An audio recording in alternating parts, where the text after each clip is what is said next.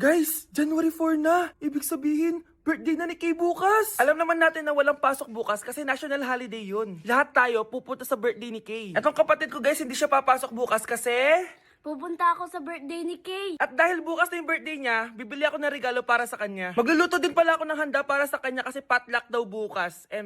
Guys, nandito na kami sa mall kasi mamimili na ako ng regalo para kay Kay. Hindi ko nga alam kung anong re-regalo ko sa kanya. Kung sapatos ba, cellphone, tablet, bahay, kondo. Nasa grocery kami ngayon kasi ipagluluto natin si Kay ng spaghetti. Kasi birthday nga niya, di ba? Next na handa is mawawala ba sa birthday ang Shanghai? Tara, bili tayo ng ingredients. Guys, nasaraduhan na tayo ng mall. Uwi na tayo, tara. Guys, ito na pala si Kay eh. Ang hindi ko Kay yang mawala.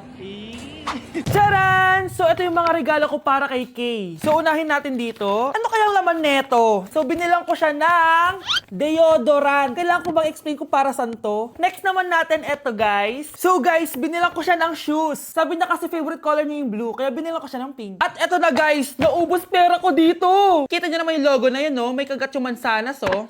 Ano kaya laman neto? iPad? iPhone? Ayun! De, joke lang guys. Seryoso na talaga. Ito na talaga. In 3, 2, 1. Wow! Ayun no! Sorry Kay, ako muna mag-unbox nitong iPhone mo ah. Kay, kung nanonood ka man, sobrang magagamit mo to, promise. 3, 2, 1! Magagamit mo to sa kusina nyo. Oh, magugas ka dun. Guys, eto na. Magluluto na ako ng spaghetti at ng hangshai para kay Kay. Grabe ka, Kay. Most awaited talaga birthday mo. Sariling birthday ko nga. Hindi ko kaya paglutuan sarili ko. Nawasa.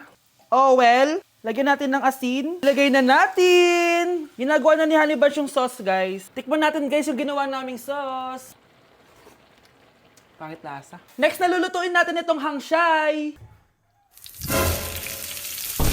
Charan! Simpleng handaan lang to para kay Kay. Tikman na natin. Guys, hindi pa talaga to yung birthday celebration ni Kay. Kasi ang balita ko, bukas, bongga daw yung birthday party niya. Kaya abangan nyo yun. Sarap!